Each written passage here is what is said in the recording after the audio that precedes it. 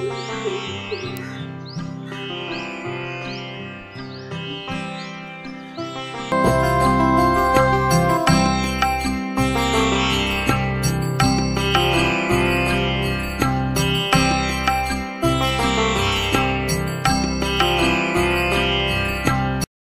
आम तो शुणा कथा जे पंचदश शताब्दी मंदिर प्रताप रुद्रदेव ये मंदिर प्रतिष्ठा करा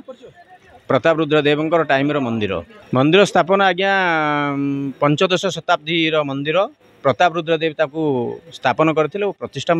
प्रताप रुद्रदेव द्वारा होता से ग्राम लोक से डाकिला डाकिला से खोलाखोली कलापर से महादेव लिंग से बाहरला ता पूर्वर कौन कला पहाड़ टाइम आमर ये जो अनंत नारायण कूद था कला पहाड़ टाइम ध्वस्त विध्वस्त करदेला से महादेव ये आविर्भाव है महादेव नाम पूजा है भक्त मैंने आसी पूजापूजी करती बेल गछ मूले खाली लिंगटे थाए से लिंग मूल आसिक भक्त मैंने से तो बेसी दूर भक्त आसती ये जाणशुना लोक जो मैंने आसती से प्रभु को महादेव को सेवा करती एमती दिनकर कौन ना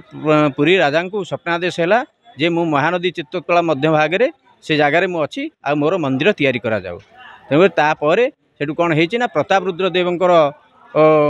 स्वप्नादेश है स्वप्नादेश पर प्रताप रुद्रदेव ये आसिक महादेव मंदिर ये तैयारी करले महादेव मंदिर तैयारी कलापर से ठाकुर सेवा चलला सेवा एमती किछि दिन गलापर ब्राह्मण जड़े सी आसी मंदिर से प्रभु को सेवा करे सेवा करने भितर से प्रभु को दिने मानसिक कला जे प्रभु मोर गाईटे नहीं कि पाली तेणुक मो गायर किसी पिलापिली न हो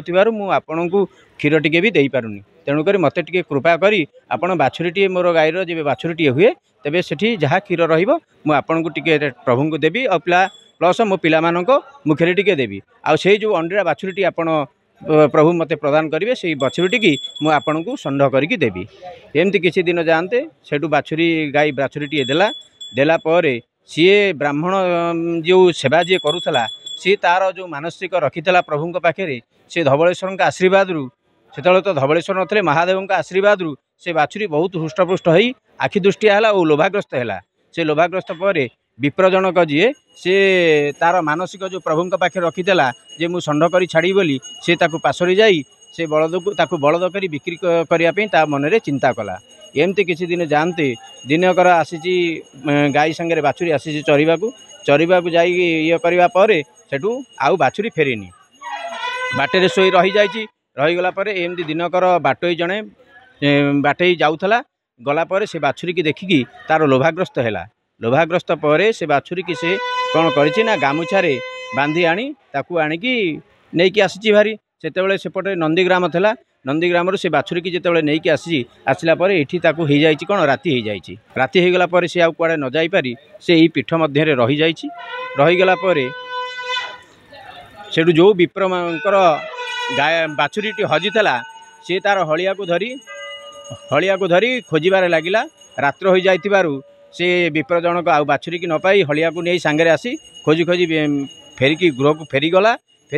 ततो दिन अंधारू अंधारू आसिकी से बाछुरी की खोजिला कुआड़ गला जिते कालिया कालिया डाक पकाए से चोर निद भांगी जाए से बाछुरी की नहीं केमिति पार होइकी पलई जीव बोली चेष्टा करछि किंतु जेतेबेले देखिछि सकाळ हो जाइछि आउ तो किछि उपाय नहीं तेणुकरी आउ सेतेबेले तो राजा राजुड़ा शासन तेणुकरी राजा पाखे दोषी सब्यस्त हेले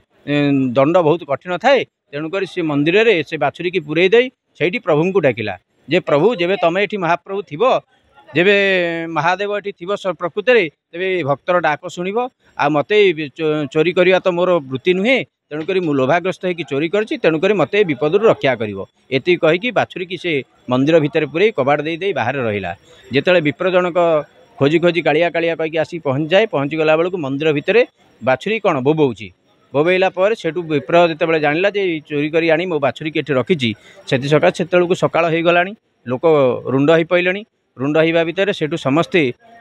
ताकू चोर करने चोरी करके आनी बोली समस्ते मन में चिंता करी ताकू दंडादेश करने चिंता कर से विप्रजनक आसी पहुँची जाइए जे मोर बाछुरी कुआड़ गला सेते बेलू बाछुरी मंदिर भितर राब दौए आउ से मंदिर कौन है प्रमाण पे मंदिर खोल जाऊ जेबे तुम चोरी कर तेबे राजा पाखे तार दंडादेश करी जिते मंदिर खोली देते से चोर भक्ति मार्ग से प्रभु को सेठी डाकी आउ तार भक्तर डाक शुणी प्रभु कला बलद को सेठी धड़ा करदेले ଧଳା କରିଦେବାର ଯେତେବେଳେ ବାଛୁରୀ କି ବାହାରକୁ ଆସେ ଦେଖିଲା ବେଳକୁ ସମ୍ପୂର୍ଣ୍ଣ ରୂପେ ଧଳା। ଯେତେବେଳେ ସେଠୁ ଚୋରି ତାର ଯେଉଁ ଚୋର ଚୋରି କରିଥିବା ସେ ତା ଜିନିଷକୁ ପ୍ରକାଶ କଲା ଯେ ହଁ ମୁଁ କଳା ବାଛୁରୀ ଚୋରି କରି ଆଣିକି ମନ୍ଦିର ଭିତରେ ଏ ଭୟରେ ପୁରେଇ ଦେଇଥିଲି, କିନ୍ତୁ ମୁଁ କଳା ବାଛୁରୀ ଚୋରି କରିଥିବି। ସମସ୍ତେ ଆଶ୍ଚର୍ଯ୍ୟ ହୋଇଗଲେ। ଆଉ ସେଇ ପର୍ଯ୍ୟନ୍ତ ସେଇଠୁ ଧବଳେଶ୍ୱରଙ୍କର ନାମ ବିଖ୍ୟାତ ହେଲା। କଳା ବଳଦକୁ ଧଳା କରିଥିବାରୁ ଧବଳେଶ୍ୱର ନାମ ବିଖ୍ୟାତ ହେଲା। ଯାଇଛନ୍ତି ସେ ଯୋଗୀ ବିଷୟରେ ଆସି ପହଞ୍ଚିଛନ୍ତି ବିଚାର କରିବା ପାଇଁ କ'ଣ ହେଇଛି କ'ଣ ନାହିଁ, କିନ୍ତୁ ଯେତେବେଳେ ପ୍ରକୃତ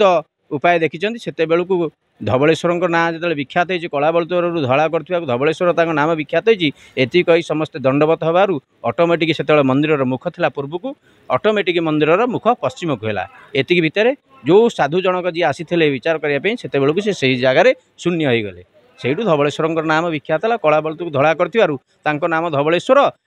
ମୁଗ ଗୁଡ଼ରେ ପୁର ଏବଂ ଚାଉଳ ଚୁନାରେ ପିଠା କରାଯାଏ, ଯେଉଁଟାକି ଗଜମଣ୍ଡା ଭୋଗ କରାଯାଏ, ଯେଉଁଟାକି ଧବଳେଶ୍ୱରଙ୍କର ସବୁଠୁ ବଡ଼ ଓଷାର ପ୍ରଥମ ଭୋଗ, ଯେଉଁଟାକି ବଡ଼ ଓଷା ଭୋଗ।